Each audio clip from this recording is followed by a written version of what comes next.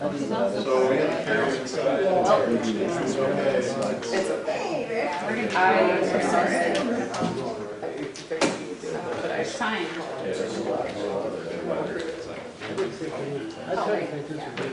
sent it.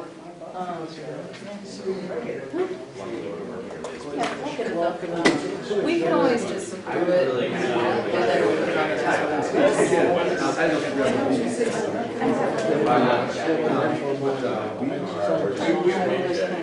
Yeah, we're good. Sorry, I did actually no, but I guess it's not work. We'll make sure. The ultimate. And other stuff were hard. Sometimes we would get.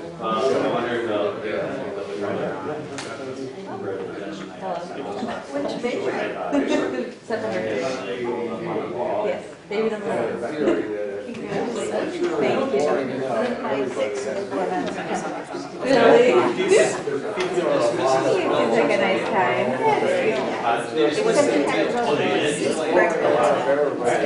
Well, we went to the banana ball game in Iowa City. That was really hot on 4th of July. Yeah, we were on the parade. Oh, yeah. Works.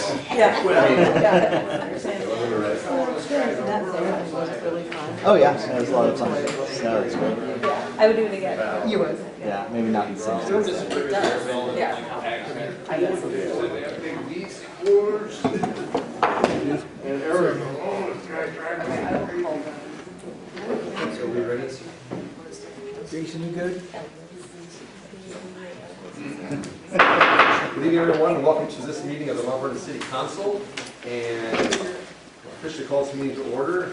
And our first item on the agenda is approve the agenda. Is there anything that needs to be, any staff recommendations or changes to the agenda? No, I would move to approve the agenda.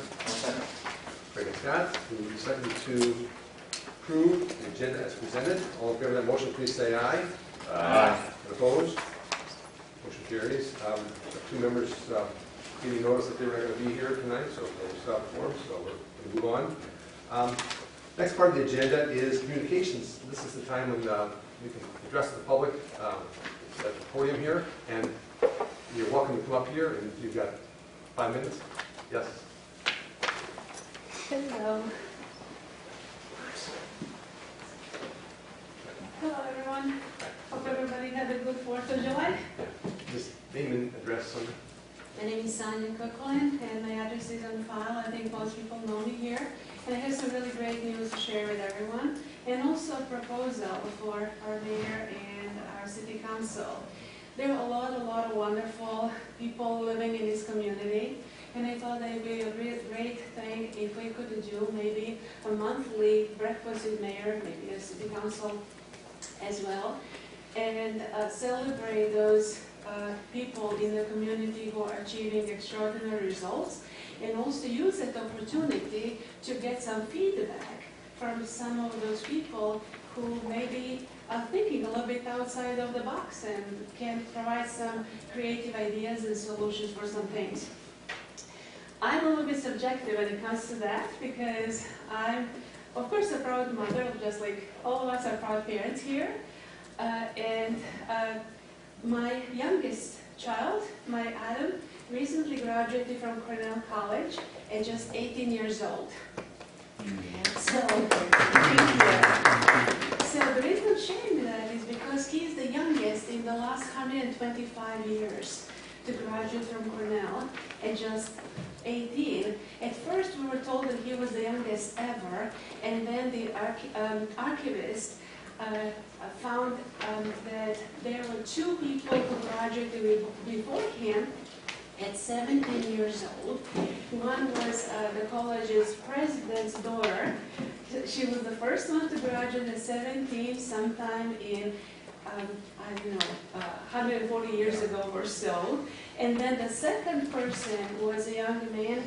For him, kind of the record's a little bit iffy, but he would have been the one who graduated 125 years old, 25 years ago. So with that being said, my Adam is de facto the youngest by far in the last 125 years, and a local Mount Vernon resident. So obviously I'm very proud of him. He's also the very first one to have graduated from Cornell with a degree in cybersecurity. They did not even offer that.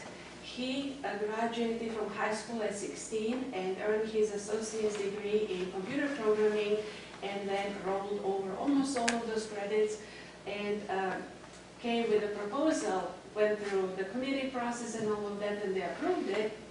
So now he created a path for other young tech people, and my understanding is that currently there are 2 other people, students at Cornell, who are majoring in cybersecurity, and then Adam also double majored in computer science. So that's kind of a long introduction, but I'm just thinking, you know, young people like Adam obviously think a little bit differently, so they may be good people to get together with you guys and maybe say, hey, this is what we would like to see in town, or this is what we would like to see less of or more of, or something like that. With that being said, his older sister, Sabrina, graduated with her MBA, master's degree in business administration, at just 19 years old last year. And so I have kind of a record here in town, I think, with young people who are graduated so young. In any case, that's my proposal to you, Mayor and the City Council. If you would consider doing maybe once a month gathering with local people, not in this formal format, maybe breakfast with mayor or something like that, where you would have maybe a round table and invite people, maybe, you know, honor them in some little way, and just have a listening session with them. That's one thing. The other thing, and I'm going to finish with that, is we're going back to smart meters. And I brought you a book here, written by my friend Sue Busson and her sons. Sue was a scientist over in our neighboring state of Illinois, and she became debilitatingly ill, almost lost her life and couldn't figure out what was going on. And then as she and her team of doctors started figuring out what was going on, it turned out that she had a horrible negative reaction to the smart meter that was installed on her house. And then that kind of had a trajectory, all kinds of smart technology, Wi-Fi, this and that, in a nutshell. Sue became debilitatingly ill and developed a medical diagnosis of electrohypersensitivity. So I'm sharing that because my understanding is that my household is one of less than 5 here in town that did not comply yet with the requested upgrade to a smart water meter. I really believe that it's very unhealthy, and we know that peanut butter can affect some people negatively. Who are we to say that excessive electromagnetic frequencies would not affect some people as well? So with that, I'm going to finish. I'm unhappy that I'm paying $50 a month in penalty for not complying with technology that is really dangerous to some people. But have you tried pricing cancer and things like that? So I would much rather pay $50 a month than accept a smart meter. Thank you so much, everyone. I appreciate your time. Thank you. 2 quick things, if your kids are interested. We've got 4 board openings that we're going to be talking about here. If they want to get engaged in the community, 1's on Parks and Rec, and 3 are on Board of Adjustment. So we're actively looking for people to serve in those capacities, so consider that.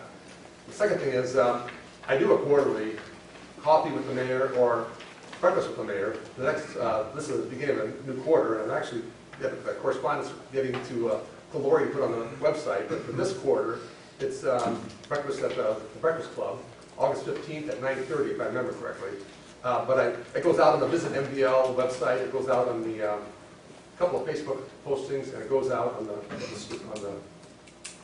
city website. So yeah, it's been happening for quite a while. It's not happening on a monthly basis, but it's happening on a quarterly basis for all those same reasons. So yeah, it's been going on, and you're welcome to attend because others do. So that's my response there. Anything else for public comments? Walter, yeah. We'll get to you. Oh, no, that's fine. No, I'm talking. Speaking much, so bear with me here. Name and address, please. Start out with. I'm sorry, Harold Gribbich, Country Club Drive, Mount Vernon. Is the button green on the speaker? The main on? No, is the button green on the speaker? I just hit the button? No. Yeah, I'm sorry. This one. Okay. Okay, thank you. Yeah, Harold Gribbich, Mount Vernon, 3 Country Club Drive. This is in regards to Country Club Drive. According to the city write-up here someplace that I pulled this on from, it said, in Mount Vernon, the city of Mount Vernon is responsible for mowing and maintenance, maintaining public streets, curbs, gutters, and ditches within the city's right-of-way. And the street department handles the task year-round, including mowing right-of-way, sweeping, cleaning ditches.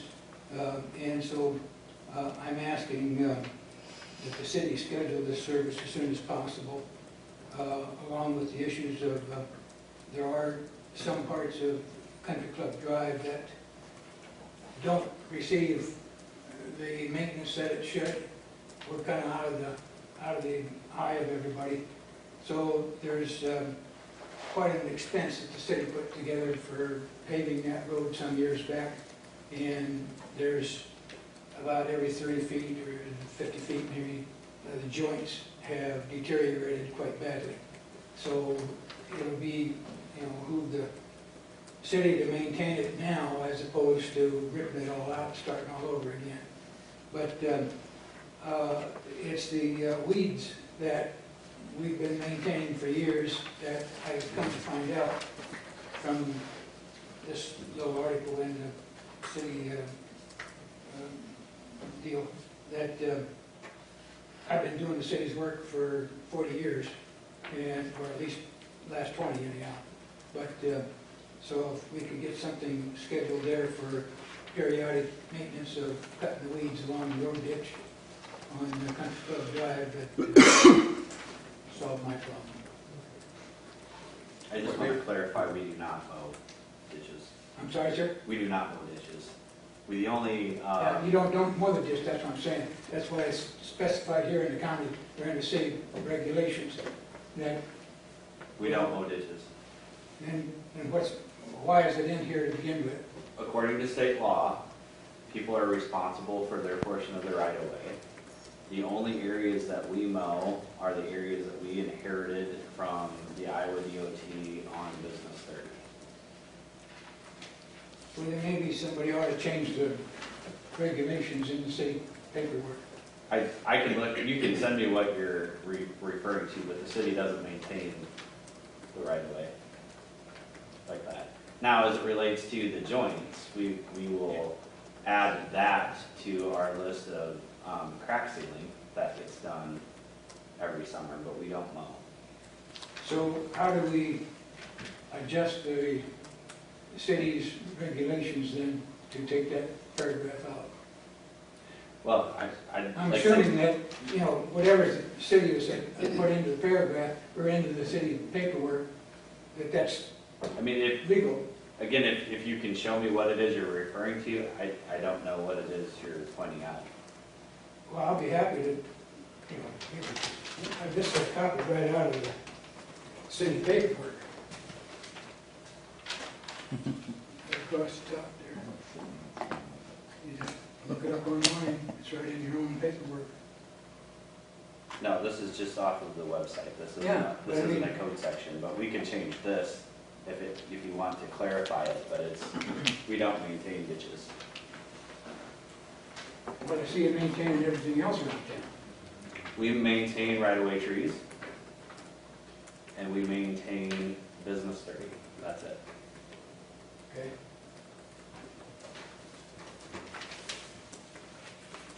Thank you for your. Thank you. Mr. Goodrich. Yep. Thank you, Mr. Goodrich. Yeah, okay.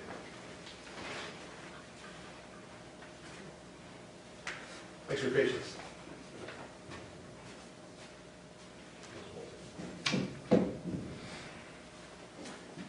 Hi, My name is Nathan Walter. I live at 501 Scobie Road.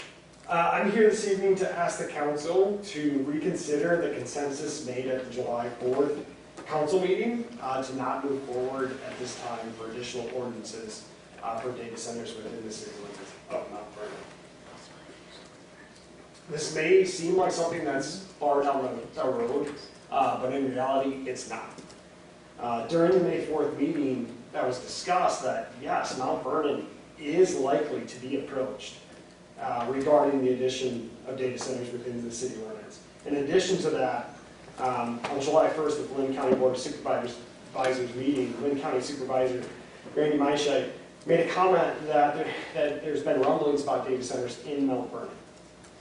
These are just two publicly documented instances, and I'm sure there's more. Furthermore, now with the county's 18-month moratorium, which I fully support, developers and landowners are looking for paths of least resistance. Without something in place, Mount Vernon could be that path.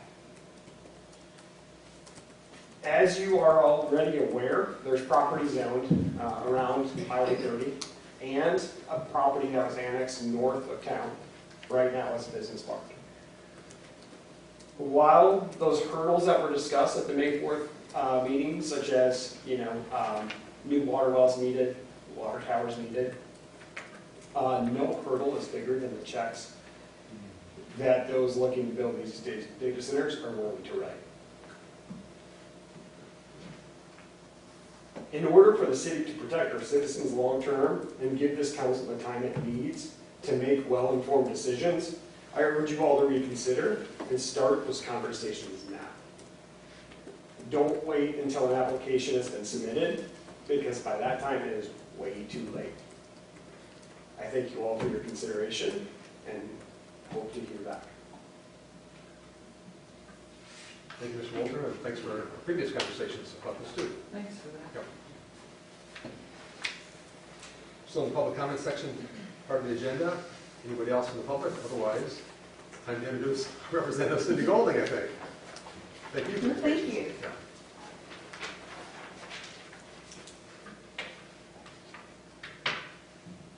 Welcome, everybody. I want to thank you for coming to the Capitol to visit. And as you know, I go to all the city councils in our district. And following up what Nate just said, I wrote a bill for data centers, HF 2690. Everybody can look it up. It was simply for transparency.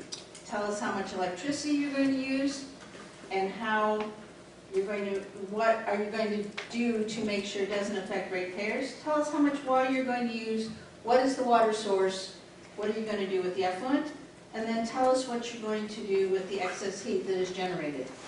It passed through committee unanimously. I had lots of support from across the state, and then NextEra and Google put all of their weight behind killing the bill. So, as people probably know, Google rejected Lynn County's effort. I worked with Lynn County Planning and Zoning as we worked on what would be legitimate questions. And this bill, by the way, my bill, HF 2690, did not put any restrictions of any sort on a data center. Size, location, anything. It just said transparency. Tell us what you're going to use. Tell us how much water, just tell us so that we can plan. So Google rejected Lynn County's ordinance, and in Palo now, they are giving Palo a hard time because Palo wants to have some of these same questions answered. So Palo has set aside its multiple readings of their ordinance, trying to find something that is workable. I am on multiple Zoom calls with legislators around the country. And the problem is, the data centers will tell us, oh, this is all hype. But when you ask for specifics, they won't give them to you. You ask for how much water they're using. You ask for how much electricity they're using.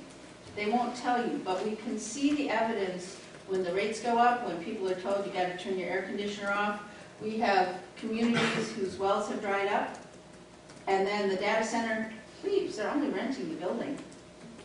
Somebody else builds a building. Then you're stuck with the dry well, and what's supposed to be bringing in revenue goes away.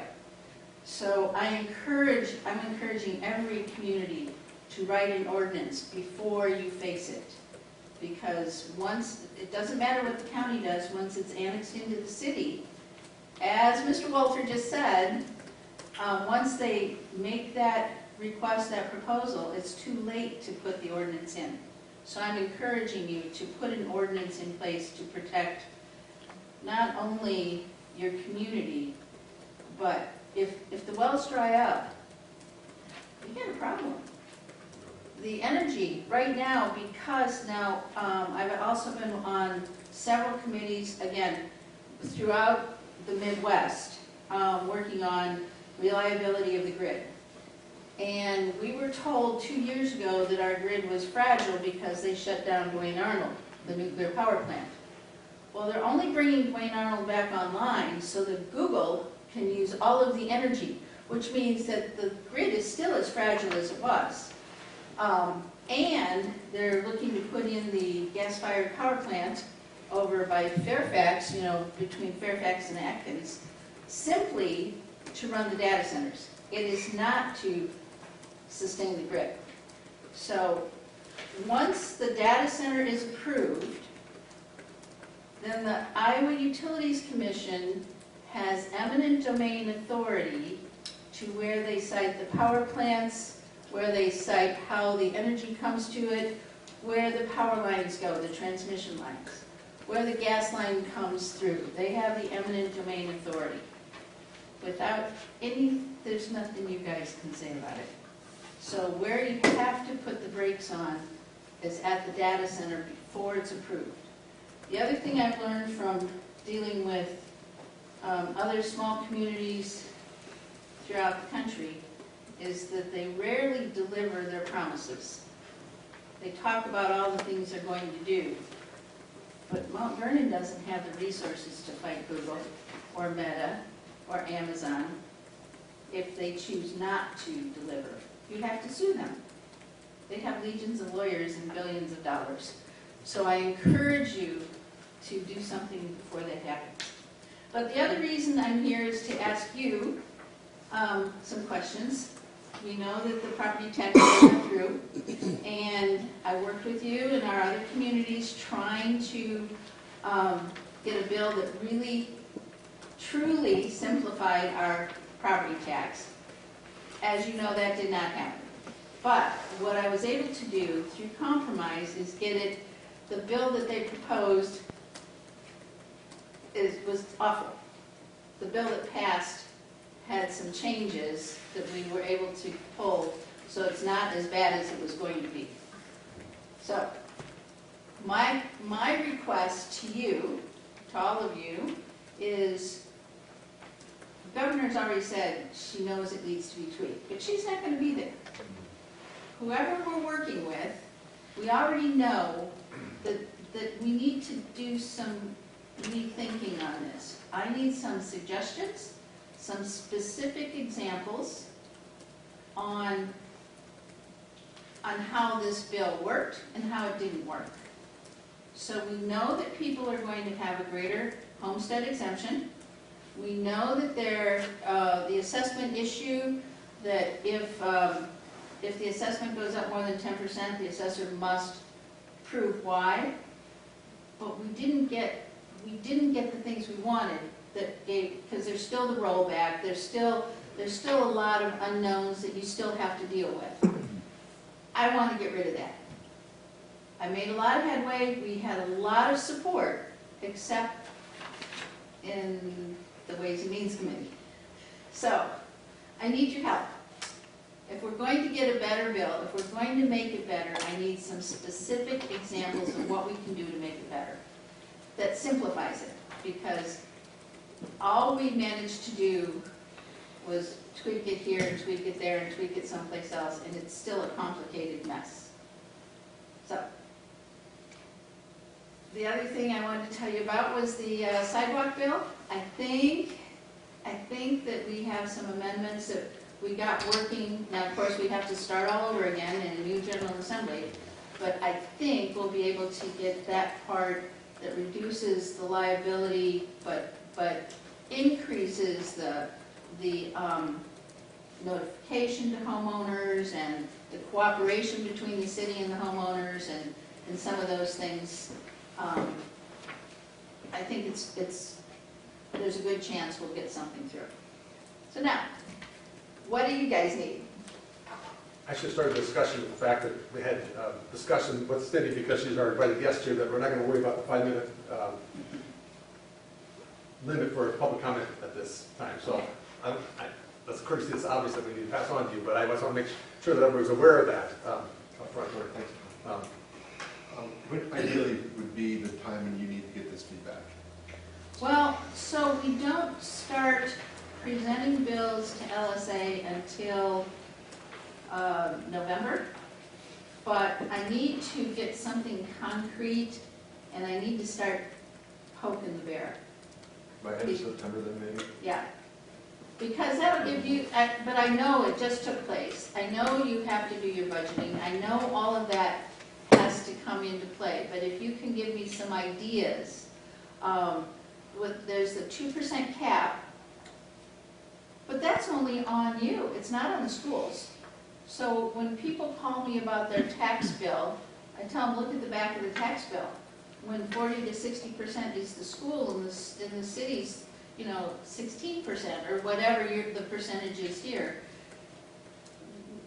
All we did was get headlines. We didn't really address the issue in the way it needed to be addressed. We did not simplify the tax code.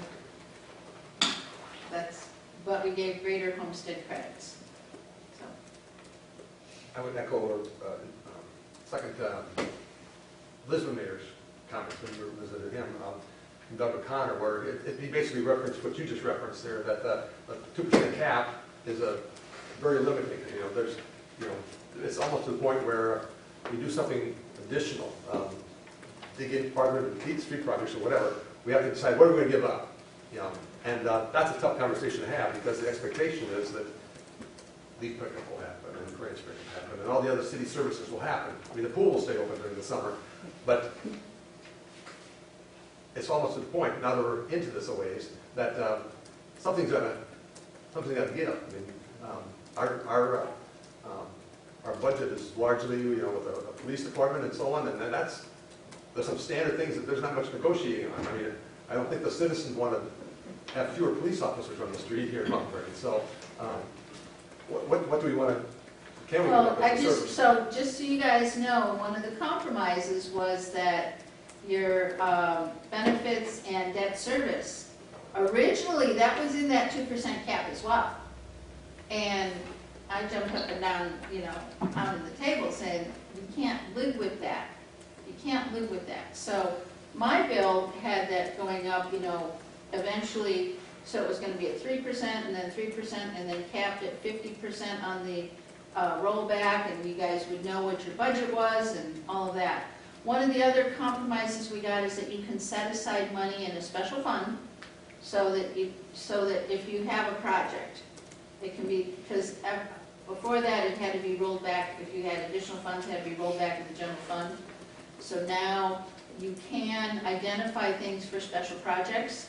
And they said, well, that isn't going to have that cap. But I looked at the bill and said, tell me where. So you have like 47 pages or whatever it is, and strike this and add this, and it takes a while to get through it. So the 2%, I'm working on what else we can do. I don't know who came up with the 2% cap. I know one of the recommendations was to consolidate law enforcement services, but we have been consolidated for quite a while with Lisbon, and we've taken the steps that the low-hanging fruits apply. So, I'm sorry, you were going to say something. No, number one would be the fact that the tip and tax abatement are not considered neutral.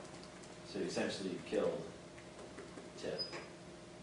But- You've already seen that happen in the city of Des Moines and the city of Urbandale, so. Tell me how it addressed TIF, because I was told, and have not being in your shoes and not running your numbers, they told me that all they did with TIF was make it a maximum of 20 years, instead of some of the communities had lifetime TIF and some had 30-year TIF. So no, there wasn't a community out there that was arguing against the 20-year life. Okay. But what the bill does do is not consider things rolling out of TIF as new growth.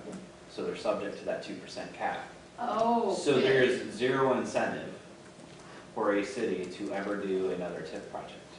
If it's capped at 2%, why would we put or take money from other areas of that TIF district and use that to incent a new development? So in Mount Vernon specifically, both subdivisions, which represent or will represent, not to over-exaggerate, close to 80 million in new valuation, Okay. wouldn't have happened, and either would have Quick Start. So just here, the new growth that we've had wouldn't have been something that I would have ever recommended to the council if it were subject to their 2% growth. So we are bringing in new residents, bringing in new homes, bringing in new infrastructure, and if that is subject to the 2% cap like they have always been here, then there's zero incentive to actually have them. So that's one. I don't know if the 2% cap is necessarily problematic from the perspective that, yes, you guys did keep it on the general plan. I still see, not having been through a budget with it, I still see us moving money around. So I would agree with you. You captured headlines. I didn't, I was opposed to it. The state captured headlines, but I still think there's going to be a significant amount of money moving from areas that are uncontrolled or not part of this property tax to areas that are. So case in point, the city of Mount Vernon's debt service levy is 0. We have not levied for debt service in the 10 years that I've been here. I can tell you that will change next year. Yeah. So inadvertently, by creating the 2% cap, I have to take dollars that were borrowed for water and sewer, for instance, move them to the debt service, increase the property tax rates there to free up dollars to cover expenses for employees. Because here's what I have. Our particular work comp insurance this year saw an 11% decrease. We have 28 full-time employees. 11% increase? Decrease. Decrease, okay, Now, work comp, that's amazing. Yes. Testament to both the council, our wellness Yes. program, and a number of other things. But with such a small employee force, one injury of $100,000 or more will double that rate for the next 3 years. I'm an employer, I understand how that So- works. So those are the things that I cannot control. I can't change IMWCA's rates to the city. That's something that's out of my control. I can't tell the officers not to chase down a felon or something like that, get injured. So that's the struggle, right? So those are the top things I can think of off the top of my head. The rest of it, I'm not exactly sure because we haven't, like I said, we haven't gone through the budget cycle yet. I still agree with you. You and I have talked about this. The number one issue with property taxes in Iowa is still the rollback, and it's still property valuations and 75% increases or $75,000 increases in your value every 2 years. Yeah. So all this bill did, I believe, is take that from 2 to 3. Yep, it just. And then put it back on the assessor to say if you do 10% or more, but Well, I think it's still at 2 years. Yeah. The 3, I think, was in the one bill that didn't make it, but most people don't fight it. I don't know. I do. Most people, well, there's a lot of people, here's the problem, but a lot of people have that wrapped up in their escrow. And before they know that it happens, their window to appeal has come and gone. That is the thing that I addressed in Des Moines, is that people who have a mortgage and they escrow their taxes and they escrow their insurance, they think that the huge increase is taxes, when in fact, my own insurance on my properties went up 40%. And I'm sure anybody who had derecho damage, it went up, and we had the floods, but the derecho absolutely killed, and we were dropped. My business was dropped, and we had to find other insurance, because they said that the claim exceeded whatever, even though I had full coverage for full replacement coverage. It wasn't that much, but it said it exceeded the norm, whatever that was. So I know there are a lot of people that face that, but they don't even know it when they have escrowed their insurance and their taxes, and then they come to you guys. No, so I hold a meeting once a year, minimum, outside of the required property tax conversations, and we just talk about projects here in Mount Vernon. But the truth is, in Mount Vernon, in the last 20 years, our levy has increased 50 cents.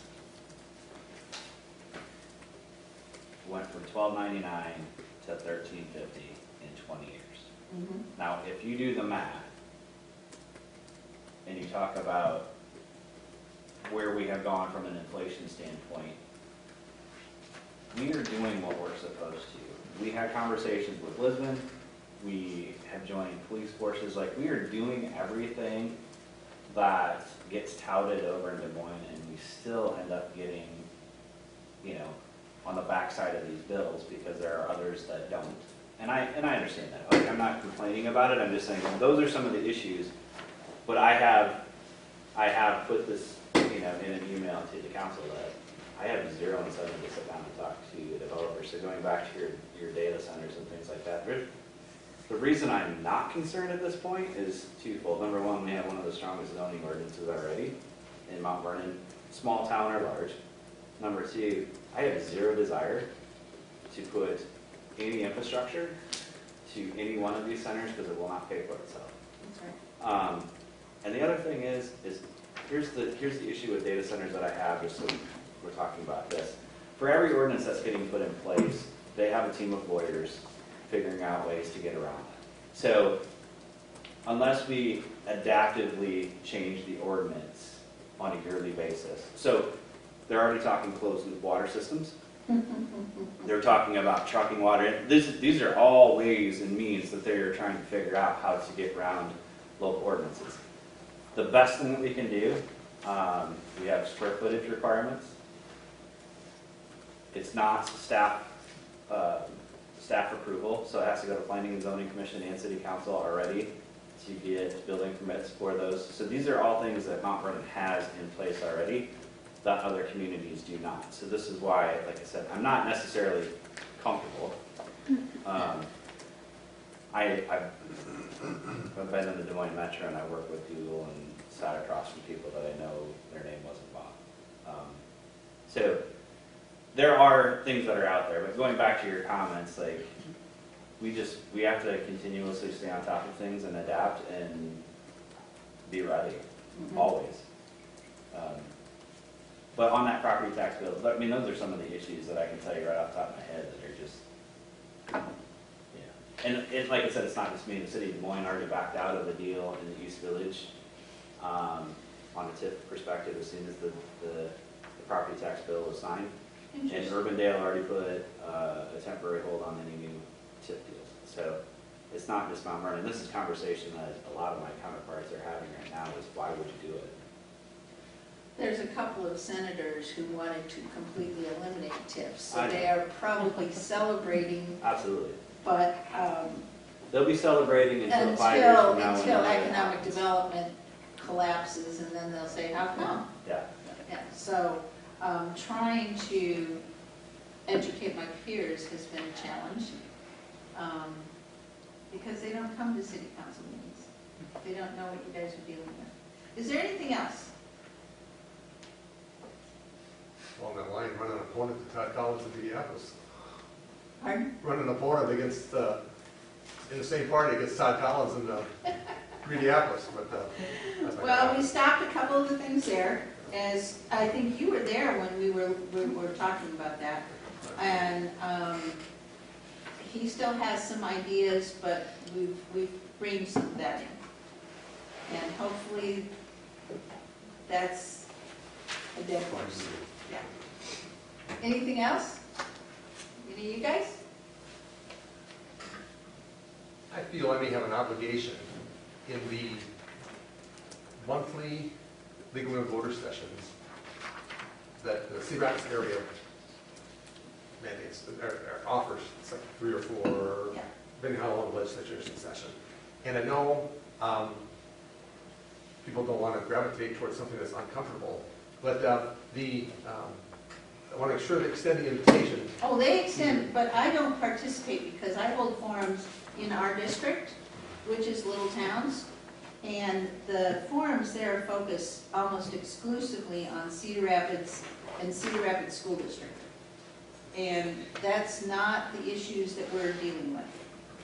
You're right about that, that most of it is, I mean, the senators that are up there are all Cedar Rapids based. Yeah, and so I have participated in their forums, but I found that I learn more about what I need to do for my constituents by holding forums in the small towns. So I've held forums here in Mount Vernon, in Springville, in Central City, and in Center Point, and Palo. So I intend to continue that, because when I bring up the things that we deal with, they're not concerned about it because they're Cedar Rapids.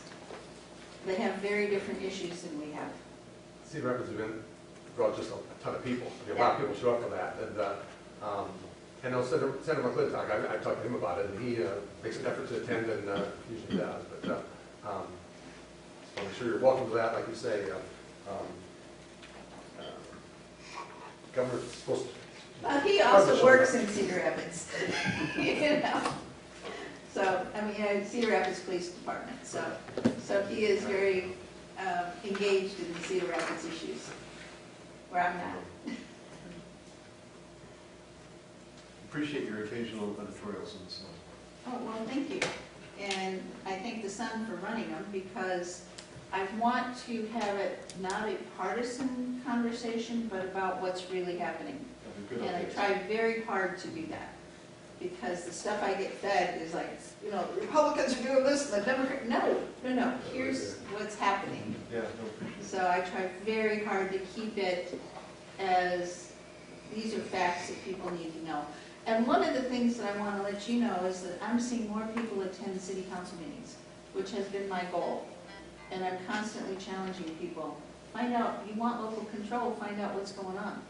And so I celebrate that. I hope it's not a problem for you guys. Being in the public of the public. So, yeah. Is there anything else? And I think we got you some extra, we got, so the EMS and all of the first responders, we increased insurance coverage because some of the policies were not covering some of the very frequent issues in the first responders. We got that fixed, which I was thrilled to do. So. EMS district is what is heavy on our agenda right now. Okay. Little for them, but something that's been out there for Well, several thank months. you. Thank Do you. you all have a card, know how to reach me? And please do. Call. Thank you, Representative Golding. So public comment time of the meeting, is anybody else here to speak? Public comment? Otherwise, we'll move to the consent agenda. We've got 6 items on the consent agenda, really 2. Anybody want anything pulled out?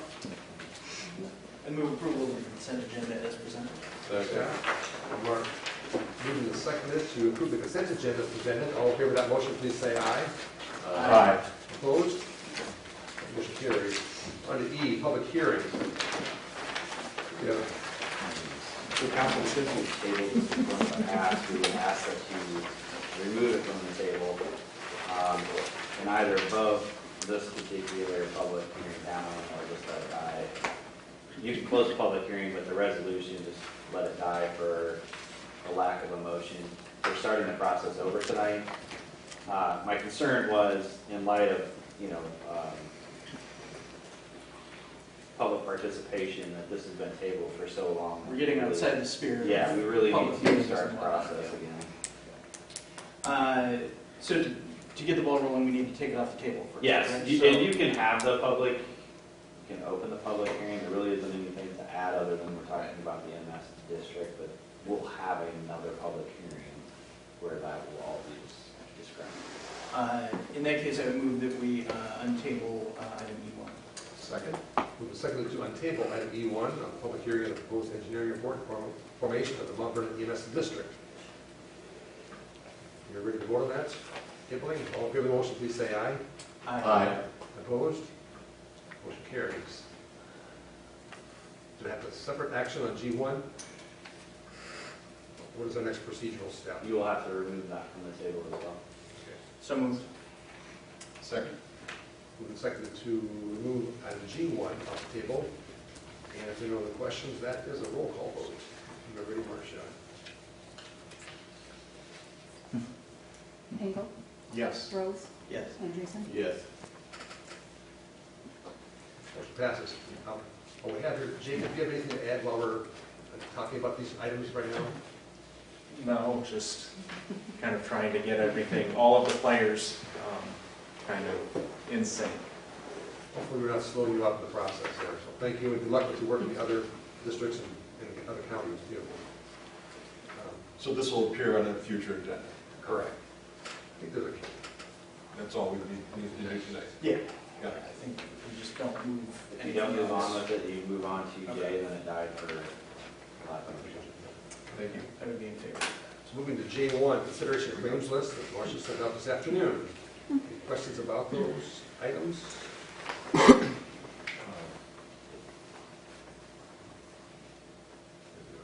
Move approval of the claims list. Thank you, Craig. Second? Second. I'll take Mark on that one.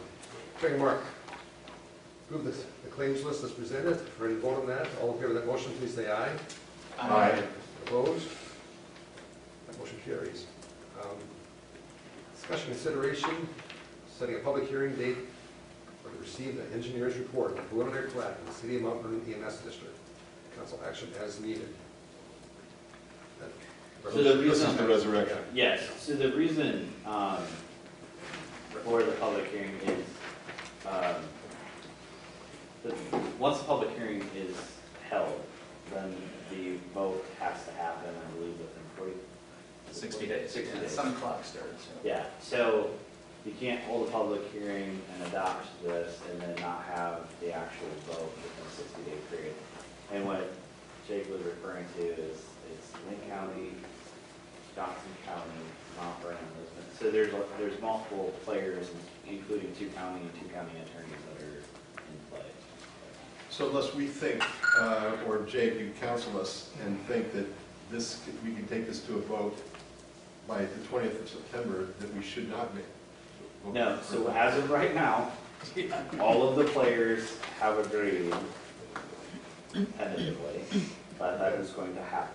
So setting the public hearing date, even if we were to have to table it one meeting, is still better than tabling it since January.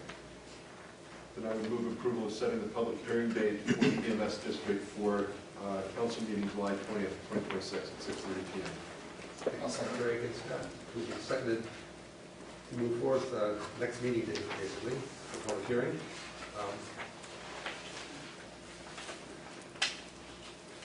Vote on that. Understand the motion, all in favor of the motion, please say aye. Aye. Opposed? Motion carries. Item J3, discussion consideration of change order number 11 for the Mount Vernon Pool renovation with the Woodruff Construction. Council, you've already actually approved the work. This is just a formal change order. Change order is in the amount of $22,272.56. Okay, further discussion, move to approve change order number 11 in the amount of $22,272.56. Thank you, Mark. Second. Scott.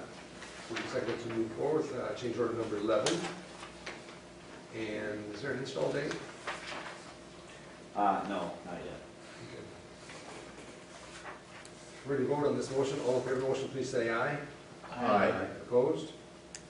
Motion carries. Item J4, discussion consideration of the B&K invoice 51387-8 on the Rachel Street Improvement Project. Council action is needed as we move on to Rachel.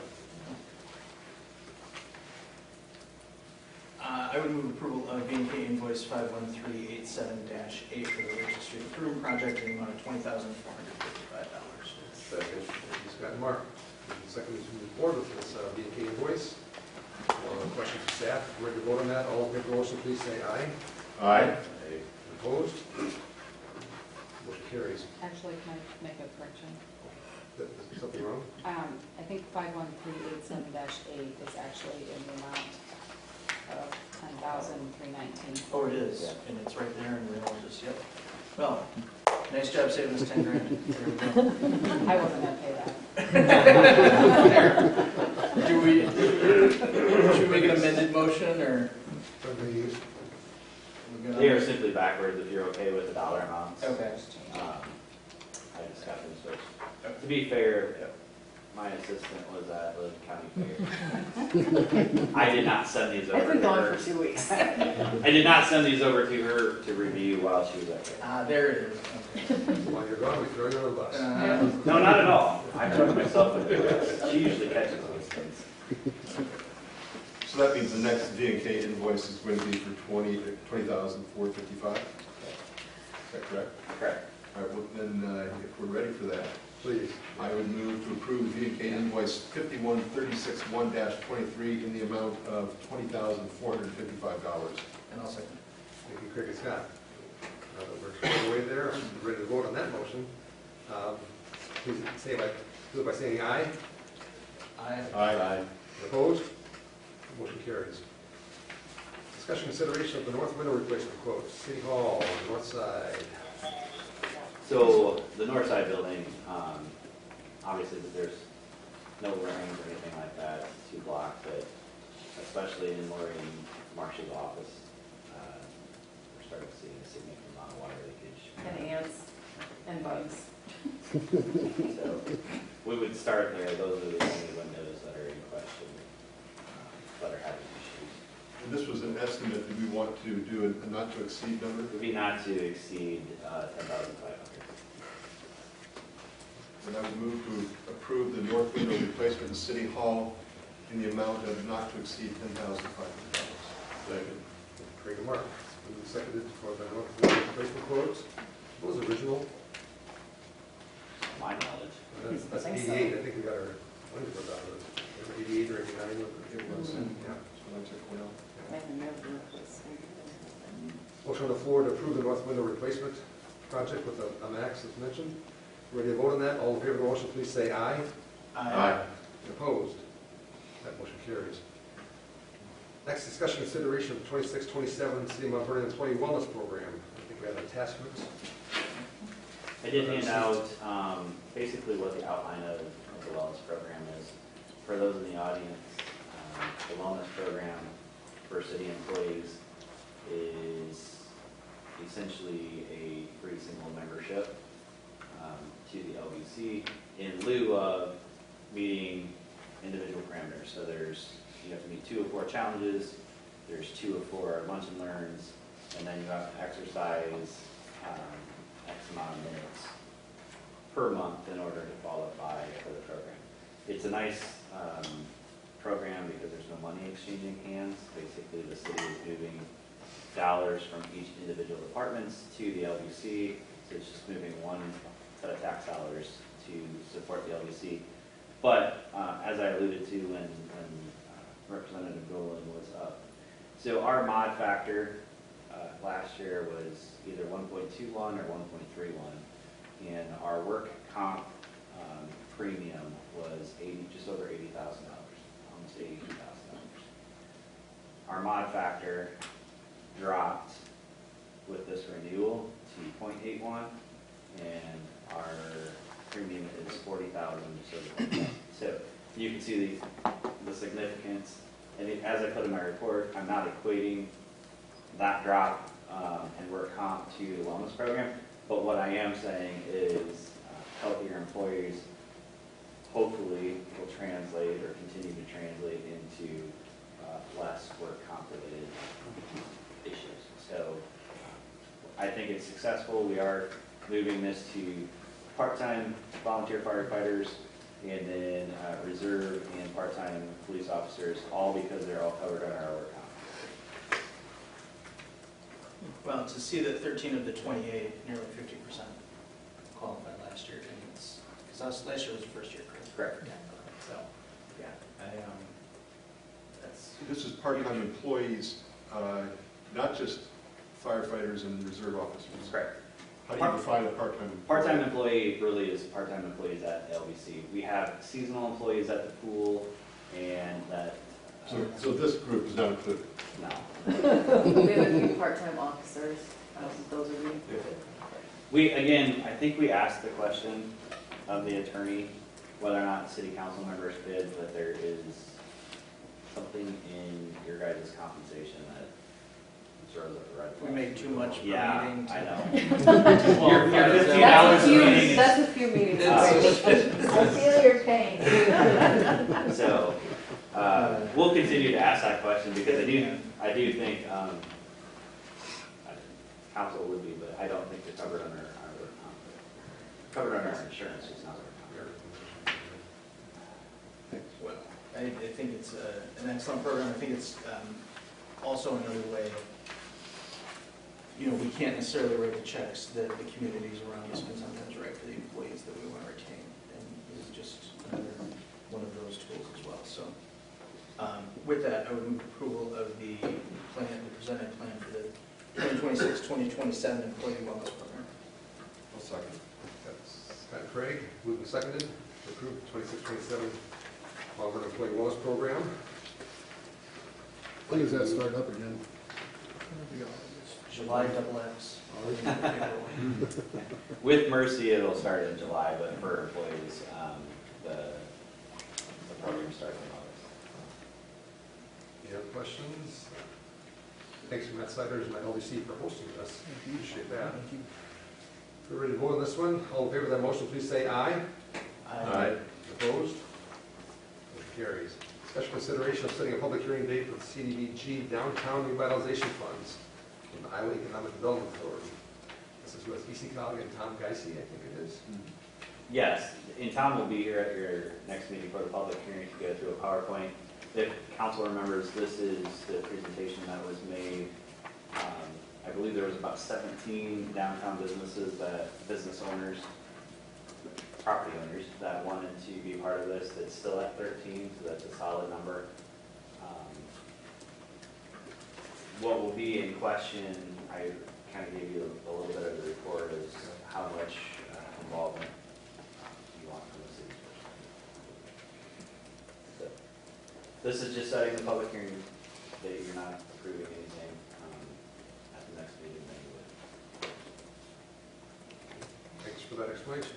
And real quick here, Chris, in what you sent to us, on the far right, city fee contribution is what we ought to zero in on. Correct. Thank you. You know how to read this. Is the will of council? With that, I would move that we set the public hearing date for the CDBG Downtown Revitalization Funds for our next meeting in July. I'll second it. Scott and Mark. Moved and seconded. Moving forward, this is the public hearing date for the 20th. Any other explanations, comments, questions? Ready to vote on this? All in favor of the motion, please say aye. Aye. Opposed? Motion carries. J9 is a special consideration of the K9 police vehicle purchase. I'm going to hand out with regard to that one as well. Yeah. I'm gonna take advantage of Cindy still being here. So, to Cindy and those in the audience, to fully outfit one Tahoe, granted this is not our normal fleet because it is the K9 unit, is just under $87,000 every 5 years. Oh, jeez. I bet in 5 years it'll be more than $87,000. On average, a vehicle, a squad vehicle is rotated out every 5 years. People will tell me, well, how many miles do you have? Not very many. It's not the miles, it is the way that they have to drive those units in order to do this. So we utilize SUVs because instead of the squad cars, which have about a 3-year life, they have a 5.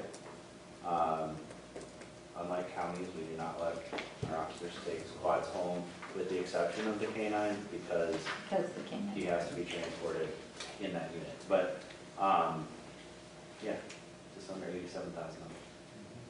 I just found out at, I think it was Central City, about fire trucks must be replaced every 20 years with some kind of rule. Is there some kind of rule with police vehicles, or is it It's simply not necessarily expedient? no, so the fire vehicles have to do with ratings and then OSHA standards. Police vehicles, depending on how often they're driven, Okay. 5 years about the rotation, but I will tell you, we have 2 that are coming out. One has a water pump that is going out, like I said, in less than 5 years. This is just what happens. But yeah, on the fire, I don't even get started on fire. I was shocked. Our current ladder truck is a 5-year construction, and it is $1.8 million. That's what I've been learning. So if you have to replace every 20 years, you better order one at 15 years. Yeah. Well, yeah, and the lead-in time has tripled what it Correct. was 5 years ago, or 6 years ago. So what I handed you tonight was the quote fully outfitted, but it's just under 87,000. And is this separate from the approximately 50,000 that was included in We flipped them. the? Okay. We had to flip them because the vehicle that we had ordered, we received notification that our order had been canceled and we had to reorder the newest model and stop making the other. Brilliant. Yes. So this is the final estimate that we're voting on here? Correct. Then I would move approval of the purchasing the K-9 police vehicle for the amount of $86,854.12. Second. Craig and Mark, moving second to move forward with the K-9 police vehicle purchase. If there are other comments or questions, ready to vote on that? All in favor of that motion, please say aye. Aye. Opposed? Carries. Special consideration of the Heritage Days events. Approval form. Council action is needed. Think we can? All right.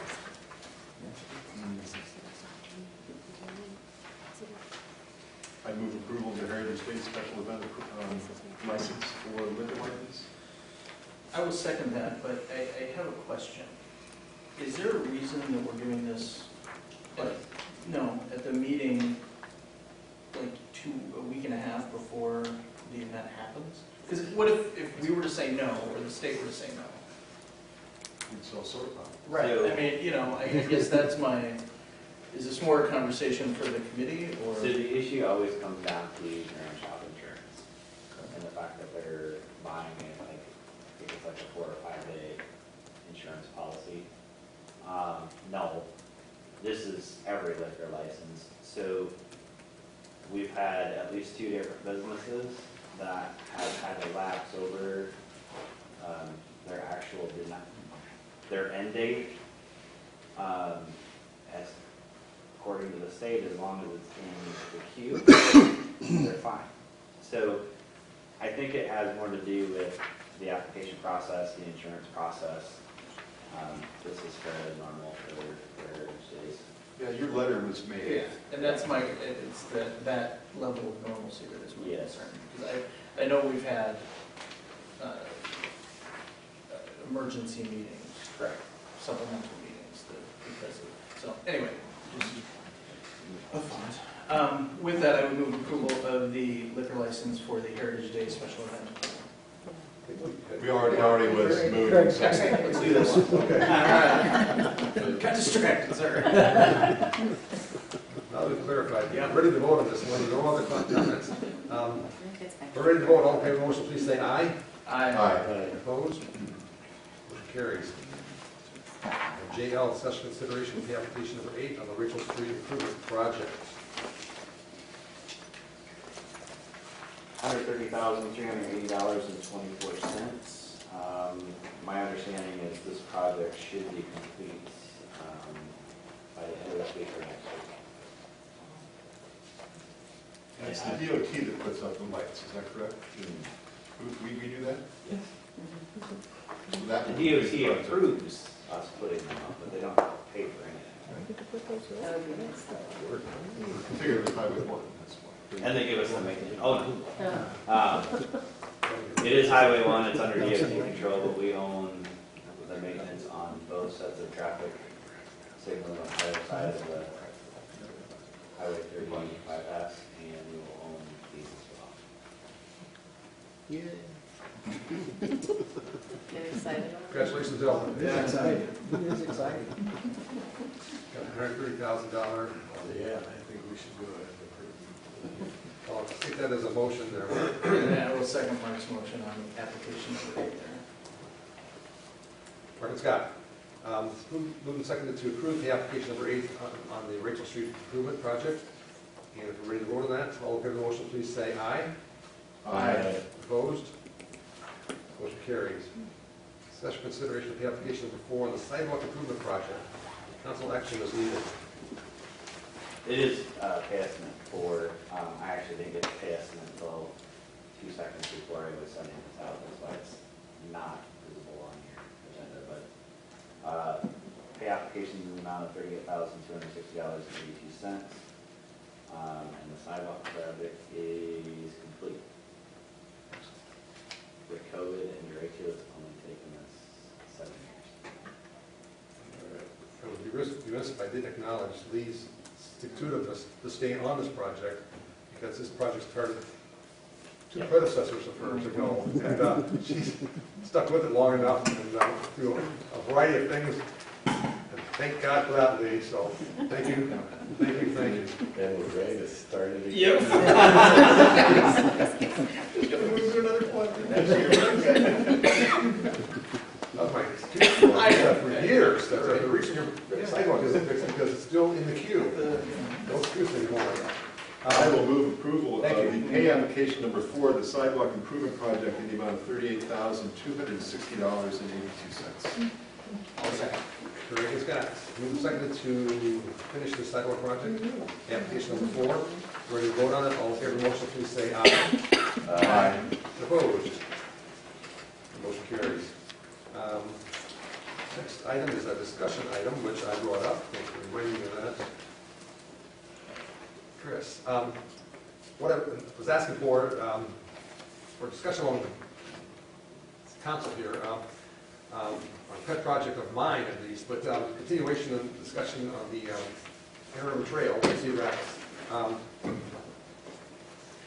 Looking for a letter of endorsement or a nod of endorsement to continue that. I will acknowledge that every time I see Mayor O'Donnell, she says, "Hi Tom, and we're working on your project. We're working on your trail." It's my trail. I didn't know that now, but it's my trail.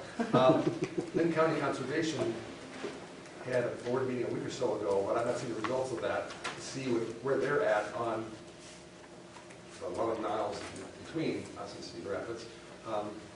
Our obligation is basically until to Irish Lane, and we're halfway there, basically. And there continues to be some discussion, if it's slow getting through the county, that they may even move the path to the south and then west to Southeast Park, which there's a known group of landowners that are supportive of the trails in that location. But at the very least, the landowners that are in the county, the westernmost ones are the most favorably looking at continuation. So that's why I think the county may be interested in starting the project on the west end, where hopefully we'll be leading off. So, do you hear comments, concerns about this? I met with Juliet Abdul, I think Economic Alliance Director, a couple weeks ago, and they are acknowledging it. I mean, that's an economic development driver for housing and for businesses and so on. I've heard nothing but positive comments and encouraging in our efforts to kind of seed this end of the whole project, so. I've got a group of citizens I email when I get monthly Lee County Trails Association meetings. Or their minutes, their newsletters, and it's rising higher priorities with Lee County Trails. And I was in Mount Vernon in the 80s when the trails issue was very controversial and got killed. But I think we passed that.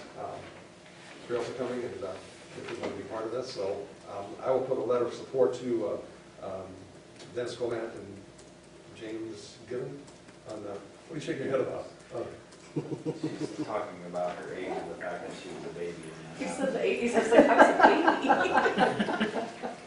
was a baby. It's actually. You didn't want to know, Tom. It's encouraging to hear that people, it is at the tip of their tongue that don't live in Mount Vernon. Absolutely. I mean, now, Mayor, I see Ashley Van Orney at League of Cities meetings, and that's the second thing she'll bring up is that they're working on in the Cedar Rapids end.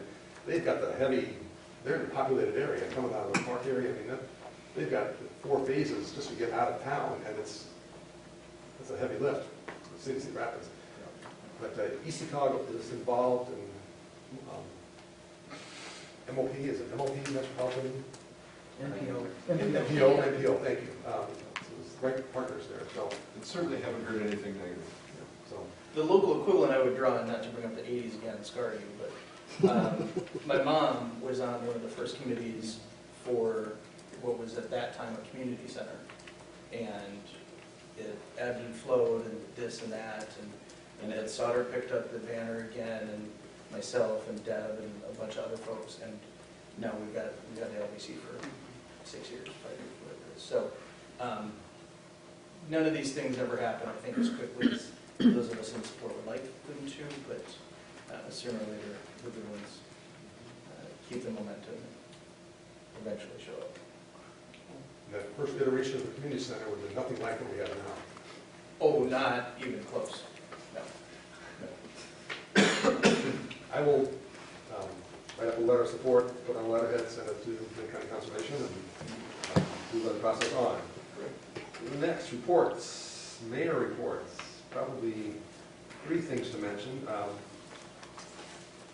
Cornell Media Relations reached out to me to do a welcome to Cornell for students and parents, mainly freshmen, I think, incoming students. They were going to send out, so I did a short blip in a bench in front of City Hall, welcoming students to Cornell, so that was done with their cooperation.